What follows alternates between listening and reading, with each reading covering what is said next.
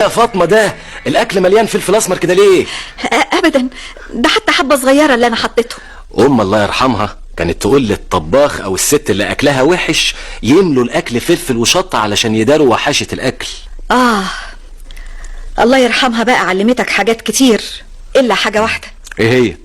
انك تعتمد على نفسك. ليه بقى؟ شايفاني لابخه ولا خيبه؟ لا العفو، ده انت شاطر قوي. طب تعالي كده اتفرجي عليا في شغلي، كلهم بينبهروا مني وكل مدير يجي ما يبطلش شكر فيا. يمكن الحاجه الوحيده اللي تعرف تعملها هي فعلا شغلك. طب ما هو المفروض ان راجل وما اعملش غير شغلي. الله يرحمها كنت لما اجي اعلق بيجامتي كانت ترفض وتقول لي ربنا خلق الست ليه؟ علشان تخدم الراجل. امك الله يرحمها كانت قاعده في البيت، حتى الخضار ما كانتش بتجيبه، مش كده ولا ايه؟ طبعا فعلا كانت ست بيت ممتازه. اما انا بقى فست شارع، مش كده؟ الله انت زعلت يا فاطمه. اسمع يا محمد، انا شخصيا تعبت، بقالنا 6 اشهر دلوقتي متجوزين ولغايه دلوقتي ما جبناش حته عيل. ايه اخلف؟ ده انا لو على رقبتي. يعني افهم من كده انك مش عايزه تخلفي مني؟ اسمع يا محمد يا حبيبي،